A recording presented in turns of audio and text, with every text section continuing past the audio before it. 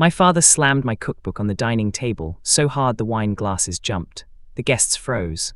My mother placed her hand over the cover, as if touching something filthy. "This," she announced loudly, "is a disgrace. Felix humiliated us on national television. A Bennett should never be seen sweating in a kitchen like a servant.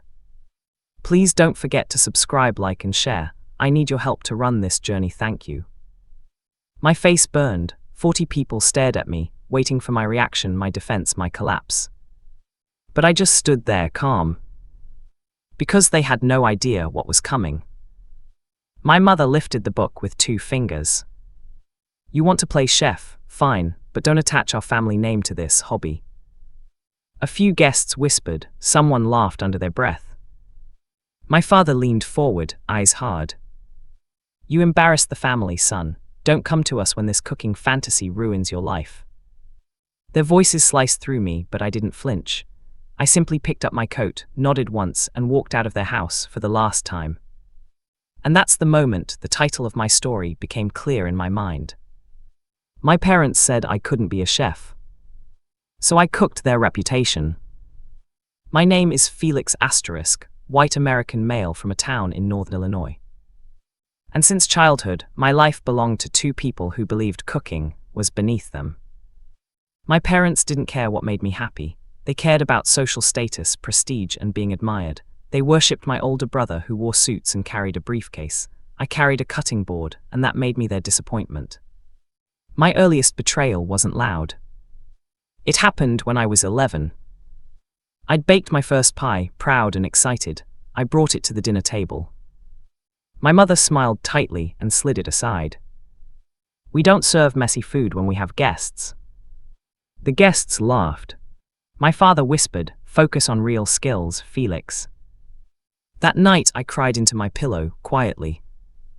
It would not be the last time. My brother got everything: praise, money, attention. I got eye rolls and reminders that cooking wasn't a career. At 16, I asked for help applying to culinary school. My father said, "I won't pay for you to throw your life away." My mother added, "Imagine how it would look. People will think we failed as parents." Their reputations mattered more than my dreams. Years of little cuts built into a deep wound. The breaking point came senior year of high school. I won a regional cooking competition. The local paper featured me.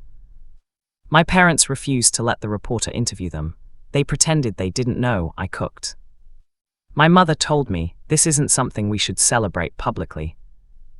I walked out of our house that night and never felt like a son again. I left home at 18 with $140, a duffel bag, and a knife set I bought used for $20. I worked dishwashing jobs. I slept in shared rooms that smelled of grease and mold. I burned myself, cut myself, and stayed up until sunrise prepping vegetables. But I never complained. Because for the first time, I was living for myself. At 21, a head chef named Marcus Hale saw me slicing onions. He stopped behind me and said, "You cut like someone who loves food." He offered me a chance to work the line. That night in the heat, chaos and fire, I felt alive. Marcus wasn't just a mentor. He was the father I never had. 2 years later, Marcus pulled me aside, confused. "Felix, your parents contacted a restaurant owner last week. They told him not to hire you. They said you're unstable and unreliable." I felt something cold crawl up my spine. They were still trying to control me, still trying to make me quit. That's when revenge stopped being a possibility and became a plan. I didn't confront them. I didn't yell. I didn't threaten. I simply turned off my phone, blocked their numbers, and focused on my craft. I would not destroy them with aggression. I would destroy them with success, quiet, undeniable public success. Marcus entered me into a national cooking competition without telling me. I made it to the finals. For the first time, the world saw me. I cried on camera talking about my passion. It became the clips that aired everywhere. My parents watched, of course. And for the first time in their lives, they realized I didn't need them. After the episode aired, my mother emailed, "We are so proud of you, please come home so we can celebrate." My father sent a message, "We always knew you had talent, we just wanted what was best for you." They weren't proud. They were scared. Their social circle loved my TV appearance. And they wanted credit for it. I ignored them. A publisher offered me a book deal. My cookbook became a bestseller. The photos, the recipes, the raw honesty, people loved it. Especially the chapter about cooking saving me from an emotionally cold childhood. I didn't name my parents. I didn't have to. Everyone who grew up like me recognized the story. My parents invited me to the now infamous dinner party. They said it would be a chance to reconnect. Marcus warned me, "This smells like trouble." He was right. They didn't want reconciliation. They wanted control. They wanted to reclaim their narrative before my success got any bigger.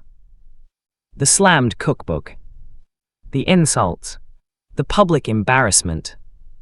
But here's the twist. I didn't walk out defeated. I walked out victorious. Because they didn't know who else was at that dinner.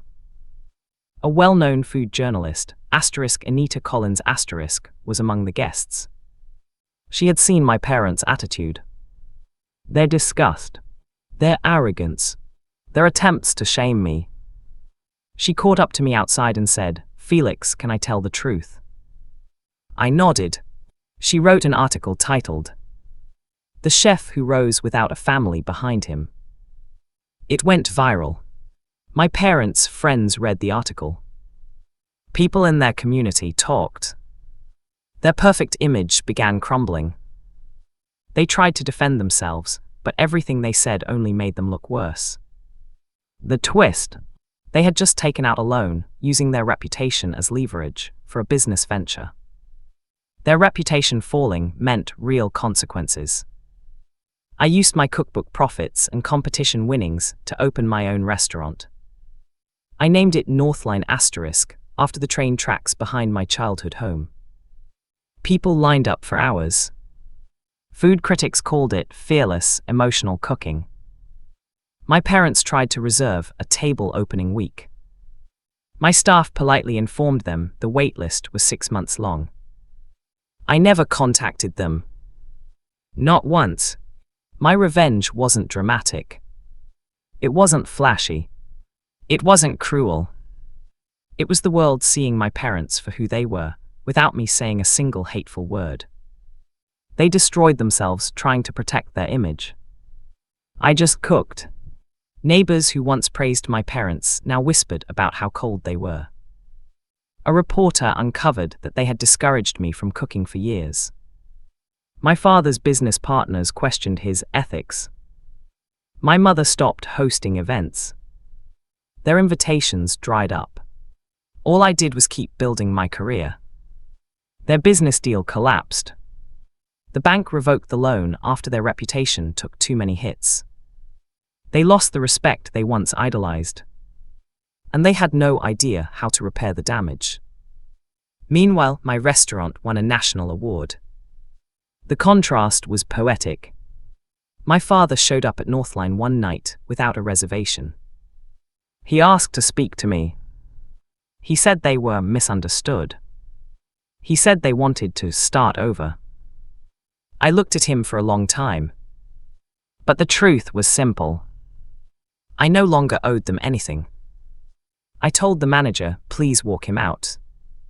And I went back to the kitchen. 2 years passed. I opened a second restaurant. I mentored young chefs the way Marcus mentored me. Every success tasted like peace. I wasn't winning to spite my parents anymore. I was winning because I had finally chosen myself. I heard through someone else that my parents moved to another town. They never recovered their old image. People saw them as cold, controlling, dishonest. They never contacted me again. And I never contacted them. I stood in my kitchen one night, the sound of sizzling pans around me, and realized something powerful. They tried to kill my dream to protect their reputation. Instead, my dream destroyed their reputation, without me lifting a single hateful finger. And that was justice. Please do well to drop your comment below. Thank you.